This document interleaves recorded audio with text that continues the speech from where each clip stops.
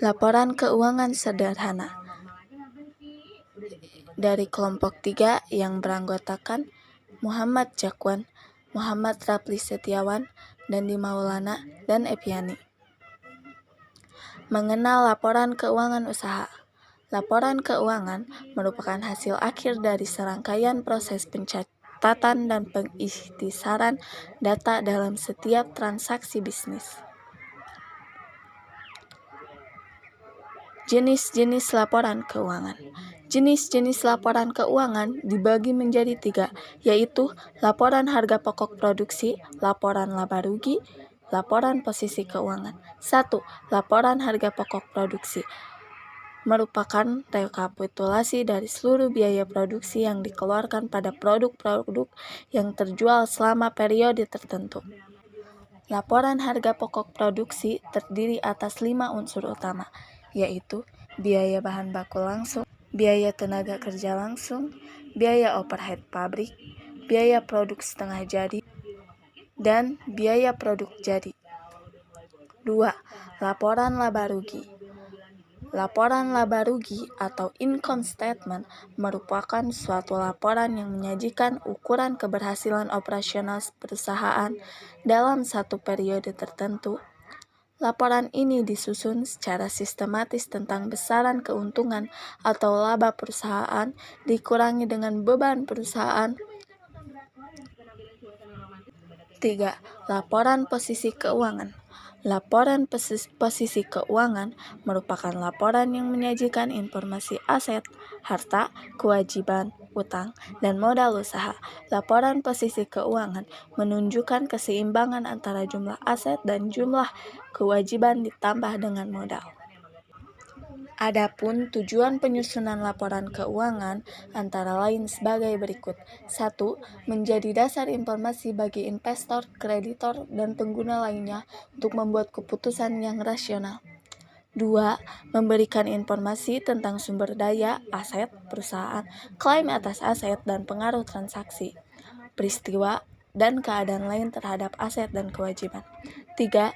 Sebagai informasi kepada pemilik mengenai kinerja keuangan perusahaan. 4. Sebagai informasi mengenai tindakan dan keputusasaan manajemen perusahaan untuk mengelola keuangan perusahaan dan mempertanggungjawabkannya kepada pemilik. Selanjutnya, karakteristik laporan keuangan, yaitu 1. Dapat dipahami, 2. Relevan, 3. Keandalan, 4. Dapat dibandingkan. Setelah itu, macam-macam dokumen transaksi. Dokumen transaksi dibagi menjadi 2 jenis dokumen, yaitu dokumen sumber dan dokumen pendukung. Dokumen sumber merupakan dokumen yang dipakai sebagai dasar pencatatan ke dalam jurnal ataupun buku pembantu. Sedangkan dokumen pendukung merupakan dokumen yang melampiri dokumen sumber sebagai bukti sahihnya transaksi yang direkam dalam dokumen sumber. Sebelumnya, itu adalah dokumen transaksi berdasarkan pengolahan data transaksi. Selanjutnya, macam-macam dokumen transaksi berdasarkan sumber dan tujuannya.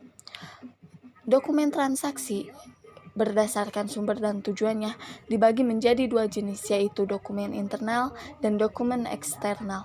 Dokumen internal terdiri dari memo, bukti kas keluar, dan bukti kas masuk. Sementara dokumen eksternal terdiri dari kwitansi, nota kontan, cek, biliet giro, rekening koran, bukti setoran bank, faktur, nota kredit, dan nota debit. 1. Contoh dokumen internal, yaitu memo. Memo merupakan bukti atas transaksi keuangan perusahaan yang dibuat oleh pimpinan perusahaan kepada internal. 2. Bukti kas keluar. Bukti kas keluar merupakan bukti transaksi atas pengeluaran kas ataupun pembayaran yang dilakukan oleh perusahaan. 3. Bukti kas masuk. Bukti kas masuk merupakan bukti transaksi atas penerimaan uang kas yang telah dilengkapi dengan bukti transaksi terkait. Selanjutnya, contoh dokumen eksternal. 1. Kwitansi. Kwitansi merupakan bukti transaksi yang digunakan saat transaksi penerimaan sejumlah uang atas pembayaran utang maupun lainnya. 2. Faktur. Faktur merupakan bukti transaksi yang digunakan untuk mendokumentasikan transaksi pembelian atau penjualan yang dilakukan secara 3. Rekening koran. Rekening koran merupakan bukti transaksi yang menunjukkan adanya mutasi kas yang mempunyai hubungan penyusunan pencatatan antara kas bank dan kas perusahaan yang bersangkutan.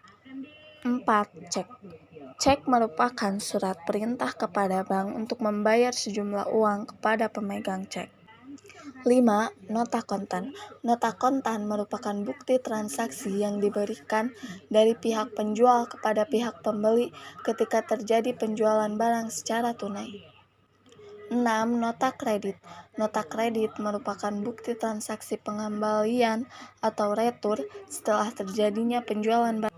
7. Nota debit. Nota debit merupakan bukti transaksi yang digunakan sebagai bukti perusahaan telah mendebit akun pelanggannya. Selanjutnya, membuat laporan keuangan usaha, yaitu pencatatan transaksi ke dalam buku transaksi. Di antaranya dibagi menjadi 7 macam, yaitu 1. Buku kas, 2. Buku pembelian, 3. Buku penjualan, 4. Buku piutang, 5. Buku utang, 6. Buku biaya, 7. Buku persediaan. Buku kas. Buku kas ini digunakan untuk mencatat seluruh transaksi usaha yang berkaitan dengan kas, baik itu kas masuk maupun kas keluar. Setiap transaksi akan mempengaruhi saldo kas. Jadi, setelah mencantumkan nominal kas masuk atau keluar, selanjutnya perlu dicatat saldo kas sehingga pada akhir bulan dapat diketahui jumlah saldo kasnya. 2. Buku pembelian.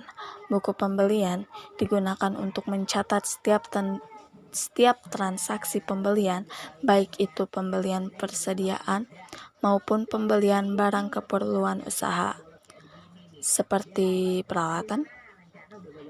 Dan setiap akhir bulan, nominal seluruh pembelian ditambahkan menjadi total pembelian. Buku penjualan. Buku penjualan digunakan untuk mencatat setiap transaksi penjualan barang dagangan kepada pelanggan. Pencatatan dilakukan dengan mencantumkan nama pelanggan beserta jumlah nominal penjualannya. 4. Buku piutang. Buku piutang digunakan untuk mencatat setiap transaksi piutang usaha dengan pihak lain, baik itu perorangan, badan usaha, maupun lembaga keuangan. Pencatatan dilakukan dengan mencantumkan nama pihak terkait beserta dengan jumlah nominal piutang. Perlu dicatat saldo piutang usaha sehingga pada akhir bulan dapat diketahui jumlah saldo piutangnya. 5. Buku utang. Buku utang digunakan untuk mencatat setiap transaksi utang usaha dengan pihak tertentu, baik perorangan maupun badan usaha. Pencatatan dilakukan dengan mencantumkan nama pihak terkait beserta dengan jumlah nominal utang. Pada akhir bulan dapat diketahui jumlah saldo utang. 6. Buku biaya. Buku biaya digunakan untuk mencatat setiap transaksi yang berhubungan dengan pengeluaran biaya untuk keperluan usaha seperti biaya iklan dan gaji. Setiap akhir bulan, nominal seluruh biaya dijumlahkan sehingga diketahui total pengeluaran biaya. 7. Buku persediaan. Buku persediaan digunakan untuk mencatat jumlah persediaan dalam periode waktu tertentu. Pencatatan dilakukan dengan mencantumkan nama barang beserta jumlahnya, baik dalam satuan unit maupun nominal rupiahnya. Dan pada akhir bulan dapat diketahui jumlah sisa persediaannya. Selanjutnya, laporan harga pokok produksi. Laporan harga pokok produksi adalah memuat informasi mengenai biaya-biaya yang dikeluarkan dalam proses produksi. Selanjutnya, membuat laporan keuangan usaha, yaitu laporan laba rugi. Laporan laba rugi adalah suatu bentuk penyampaian berita, keterangan, pemberitahuan, ataupun pertanggungjawaban, baik secara lisan maupun secara tertulis dari bawahan kepada atasan, sesuai dengan hubungan wewenang pemuda Pancasila. Salah satu cara pelaksanaan komunikasi dari pihak yang satu kepada pihak yang lainnya. Dan berikut format penyusunan laporan laba rugi. Laporan laba rugi dibagi menjadi dua, yaitu laporan laba rugi langsung dan laporan laba rugi bertahap. Laporan laba rugi langsung yaitu yang berbentuk langsung menekankan pada total pendapatan dan total beban sebagai penentu laba atau rugi bersih. Laporan laba rugi bertahap menekankan pada total pendapatan dan total beban sebagai penentu laba atau rugi bersih. Dan yang terakhir adalah laporan posisi keuangan atau neraca. Laporan posisi keuangan merupakan salah satu laporan keuangan yang dibuat oleh sebuah perusahaan atau badan untuk memberikan informasi tentang posisi aktiva, kewajiban, dan modal pada akhir periode. Adapun komponen laporan posisi keuangan atau neraca yaitu aset atau harta, kewajiban atau liabilities, dan modal. Aset atau harta dibagi menjadi dua, satu aset lancar, dua aset tetap. Aset lancar merupakan aset usaha yang dapat dikonversikan menjadi kas dalam jangka waktu kurang dari 1 tahun.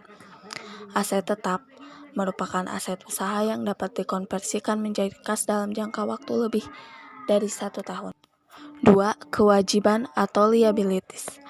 Kewajiban juga dibagi menjadi dua, yaitu kewajiban lancar dan kewajiban jangka panjang. Kewajiban lancar merupakan kewajiban usaha yang diharapkan pelunasannya dapat dilakukan dalam jangka waktu kurang dari 1 tahun. 2. Kewajiban jangka panjang. Kewajiban jangka panjang merupakan kewajiban usaha yang diharapkan pelunasannya dapat dilakukan dalam jangka waktu lebih dari 1 tahun. 3. Modal. Modal merupakan hak pemilik usaha, sisa dan aset dikurangi dengan kewajiban. Sekian dari kelompok kami. Apabila ada kesalahan, mohon dimaafkan, karena memaafkan dan melepaskan dia itu sangat berat. Wabillahi taufiq wal hidayah. Wassalamualaikum warahmatullahi wabarakatuh. Jangan lupa like, comment, and subscribe.